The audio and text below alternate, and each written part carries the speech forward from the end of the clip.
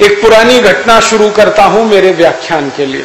अमर शहीद भगत सिंह, अमर शहीद चंद्रशेखर आजाद, अमर शहीद मनमथनाथ गुप्त, अमर शहीद सचिंद्रनाथ लाहड़ी, अमर शहीद राम प्रसाद बिस्मिल, इन सब लोगों ने मिलकर एक संगठन बनाया था।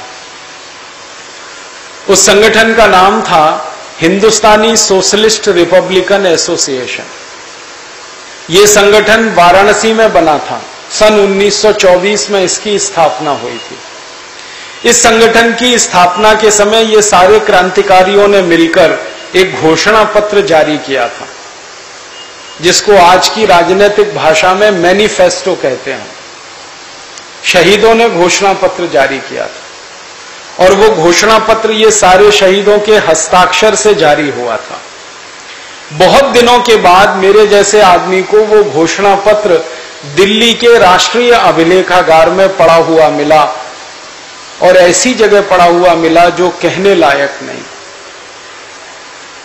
हमारे देश के बड़े बड़े जो सरकारी प्रतिष्ठान हैं, उनमें कुछ कचरा घर होता है, कूड़ा घर होता है, तो ऐसे ही कचरा घर में भारत के क्रांतिवीरों का घोषणा पत्र पड़ा हुआ था। लिखा हुआ हाथ से था मनमथनाथ गुप्त का, सचिंद्रनाथ लाहड़ी का, भगत सिंह की हाथ की लिखावट थी उस पर।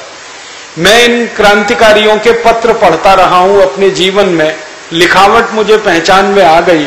मैंने वो कचरे के ढेर से कागज निकाल लिया, किसी तरह उसको पलटने की कोशिश की तो कागज फट गया, क्योंकि बहुत पुराना हो चुका था। मैंने उस अभिलेखागार के डायरेक्टर को ले जाकर वो प्रस्तुत किया कि इतनी महत्व की चीज है और ये कूड़े के टोकरे में पड़ी है, कचरे के डिब्बे में पड़ी है, इसको तो बहुत सुरक्षित स्थान पर होना चाहिए था। तो उस आदमी ने जवाब दिया, जो सरकारी कर्मचारी था, उसने कहा, राजीव भाई, सारा देश ही कचरे के टोकरी में पड़ा हुआ है, कूड़े के डिब्बे में पड़ा हुआ है, इसका क्या कहें। फिर वो वहां से निकालकर हमने किसी तरह से अच्छे तरीके से कागज को ग्लास पे रखा, कांच पे रखा, उस पे सेलो टेप चिपकाया, जहां जहां से फट गया था उसको ठीक किया, पढ़ने लायक बना। तो वो क्रांतिकारियों का घोषणा पत्र है, वो अभी भी दिल्ली में है। उसमें हमारे क्रांतिकारी क्या लिख रहे हैं? अंग्रेज भारत को छोड़कर जाएं, ये हमारे जीवन का पहला लक्ष्य है, लेकिन ये आखिरी नहीं है, पहला है। अंग्रेज भारत छोड़कर जाएं, ये हमारे जीवन का पहला लक्ष्य है, लेकिन ये आखिरी नहीं है। माने अंग्रेज चले जाएं, उससे हमारी लड़ाई खत्म नहीं होती, शुरू होती है लड़ाई। अंग्रेज जाएं, ये पहला लक्ष्य है। दूसरा लक्ष्य क्या है? वो कहते हैं दूसरा लक्ष्य उससे भी बड़ा है कि अंग्रेजियत भारत को छोड़कर जाए।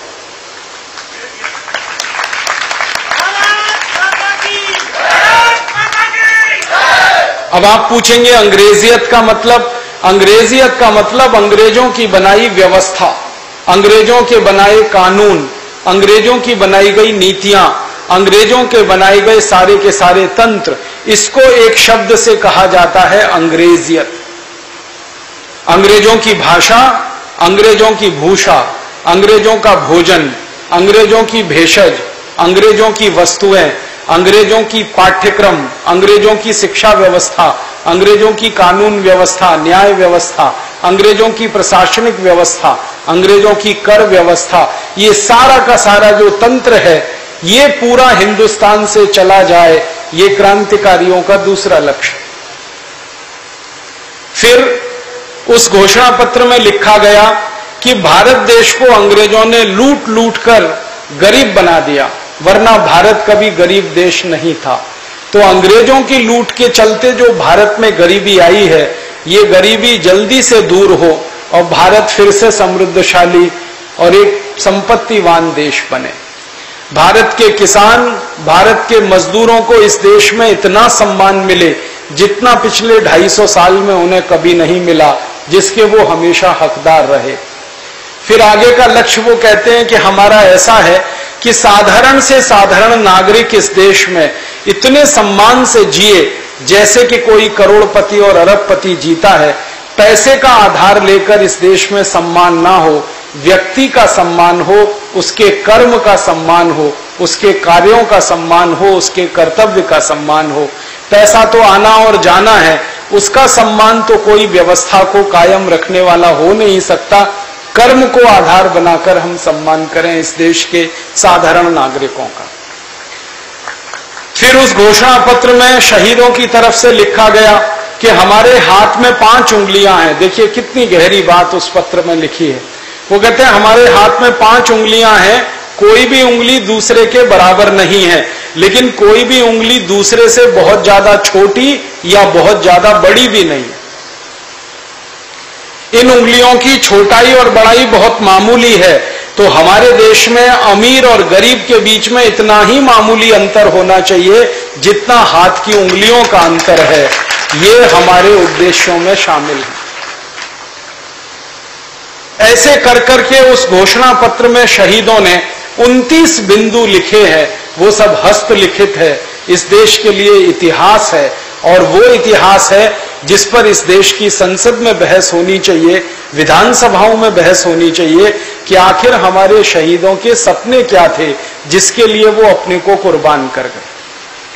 अंत में उस घोषणा पत्र में लिखा है कि भारत के सारे नौजवानों से इस बात की अपील है कि हम तो अपने जीवन में जीते जी इन उद्देश्यों को पूरा करने के लिए मर जाएंगे, खप जाएंगे, लेकिन आने वाली पीढ़ी के नौजवान इन्हीं उद्देश्यों की पूर्ति के लिए हमारे बनाए रास्ते पर आते रहें, अपने को खपाते रहें और इस देश के लिए न्यौछावर करते रहें।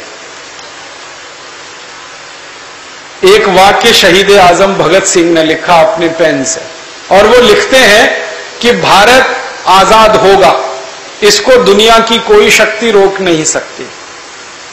और उन्होंने उसमें यह भी लिख दिया कि मैं आज कह रहा हूं कि भारत लगभग 15 साल के बाद आजाद होगा, इसे कोई रोक नहीं सकता।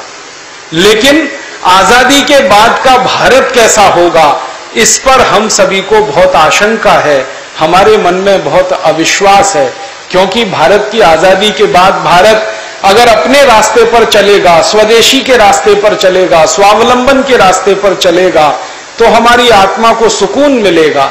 लेकिन आजादी के बाद अगर ये भारत फिर विदेशी और गुलामी के रास्ते पर चल पड़ा तो हमारी शहादत बेकार जाएगी। इसलिए भारतवासियों से हमें अपील करनी है, निवेदन करना है कि आजादी तो बड़ी बात नहीं है, वो तो आ ही जाएगी, लेकिन आज का भारत आप कैसा बनाएंगे वो बहुत महत्व की बात होगी। ऐसा घोषणा पत्र भगत सिंह, चंद्रशेखर आजाद, राम प्रसाद बिस्मिल, मनमथ नाथ गुप्त, शचीन्द्र नाथ लाहिड़ी, ठाकुर रोशन सिंह, इन सब ने मिलकर लिखा था।